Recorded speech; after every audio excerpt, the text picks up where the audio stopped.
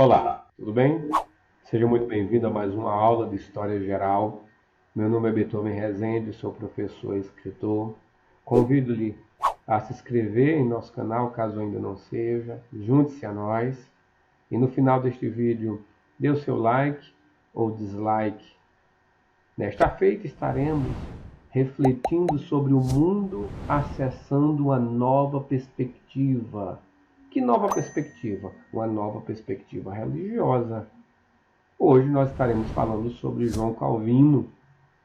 E falar sobre João Calvino, sem dúvida, ele é o mais importante sistematizador da teologia reformada ou protestante do século XVI. Ele, diferentemente de Lutero, porque Lutero ele tinha aquele espírito fogoso, propulsor de um novo movimento. Ele era aquele que realmente se levantava e ia à frente, se fazia necessário para que aquela mudança tivesse ocorrido a partir da Alemanha. Ora, Calvino, ele já foi um pensador cuidadoso, sistemático, que forjou, de certo, das diversas doutrinas protestantes, um todo coerente. Ora, Calvino ele nasceu na pequena cidade de Noyon, na França, em 10 de julho de 1509.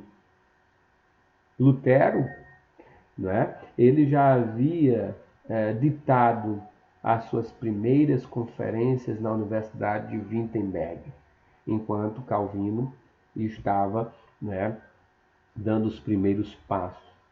Calvino teve uma influência muito grande durante a Reforma Protestante, que continua até hoje. Reformadores calvinistas, portanto, a forma de protestantismo que ele ensinou e viveu é conhecida por alguns pelo nome de calvinismo, embora o próprio Calvino tivesse repudiado contundentemente este apelido.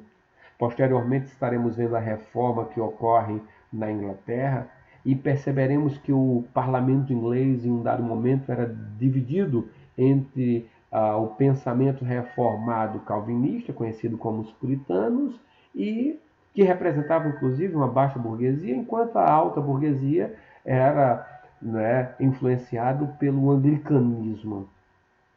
Ora, esta variante do protestantismo viria a ser bem sucedida em países como a Suíça, país de origem, África do Sul, entre os africaneires, Inglaterra, Escócia e Estados Unidos. Uma citação de Calvino: cuidemos que nossas palavras e pensamentos não voem além do que a palavra de Deus nos diz.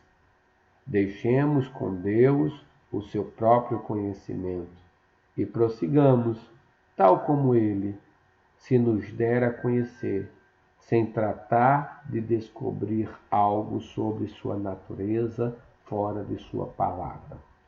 João Calvino, século XVI, na França, ele foi estudante de direito e posteriormente ele estudou a teologia em Paris. Recebe uma influência imensa de John Wycliffe, que era inglês, a estrela de Oxford. Recebe a influência também de John Hus e, por fim, Lutero. Ele queria ir a Estrasburgo.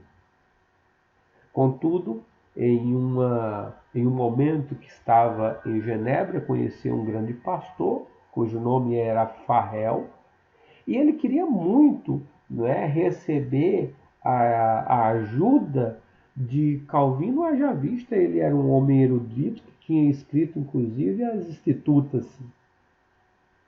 Ora, Calvino ele recebe um convite de Farel para que ficasse em Genebra ajudando. E Calvino disse: não, eu pretendo ter uma vida mais calma para a escrita, para a erudição. Ele tinha a intenção de não passar muito tempo ali, de ir para Estrasburgo. Porém, quando alguém avisou a Farrell que o autor das Institutas se encontrava na cidade, e assim se produziu uma entrevista, né, grandiosa, que certamente mudou o que Calvino iria, né, fazer nos meses posteriores, porque Farrell disse: Deus amaldiçoe teu descanso e a tranquilidade que buscas para estudar. Se diante de uma necessidade tão grande te retiras e te negas a prestar socorro e ajuda. Nisto, Calvino, né, termina ficando e ajudando. Me lembra que em vários momentos, né, principalmente nas igrejas reformadas, há, digamos, convites dessa forma para aceitar a Jesus Cristo, né? Você tem que levantar a mão e etc, etc, etc. Quantas vezes eu ouvi, né, alguns líderes reformados dizer: olha, você sabe o que irá acontecer amanhã, você sabe se estará vivo, então aceite Jesus hoje, agora, porque senão pode ser tarde demais. Será que foi nesta mesma perspectiva que se apropria o que Farrell fez com Calvino? Bom, chamo-lhe a atenção que os evangelhos em si ele é belíssimo, mas que essa escolha de seguir ou não de uma forma íntima deve ser individual e não que haja, né, este jogo justamente de trazer medo para uma aceitação. Ora, o que ocorre é que Calvino ele termina ficando em Genebra e aceitando a este pastorado, né? Um tempo depois, a própria igreja que o tinha como pastor termina trazendo alguns problemas para ele muitas vezes tentando estudar, e aquela igreja dele começava a jogar pedras no telhado, já que não podia falar de Calvino, terminavam colocando nome em cães de Calvino, começava a chutar: sai daqui, Calvino! Coisas de ser humano, né? O ser humano gosta de fazer essas coisas. Ele termina não aguentando, não é? E se ausenta e sai, né? De fato, larga o pastoreio. E aí, né, ele vai continuar se dedicando, porque ele foi um grande teólogo, ele foi um grande comentarista, não é? Ele teve muitos e muitos e muitos alunos e alunas. Posteriormente, em alguns vídeos, eu irei tratar sobre a teologia, não é, de Calvino, mas isto na playlist História da Igreja.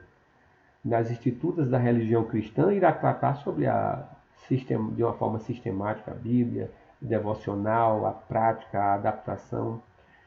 Posteriormente, 3 anos depois, ele recebe o convite de retornar para a mesma igreja. E naquele momento em que ele iria trazer à tona a palavra de Deus, a sua prédica, todos estavam ali muito desconfiados, porque sabem a forma pela qual, né, ele foi expulso, escorraçado de lá. E ele, né, ele simplesmente retorna da proposta em que diz o seguinte: há 3 anos atrás, quando saí daqui, eu parei nesse texto. E é através deste texto, por meio desse texto, que nós iremos, né, ministrar hoje. Então veja que ele era um homem muito sistematizador, um homem muito inteligente, que inclusive o Brasil ele foi influenciado muito pela, digamos, a forma de sistematizar e pensar teológico calvinista. Aqui João Calvino,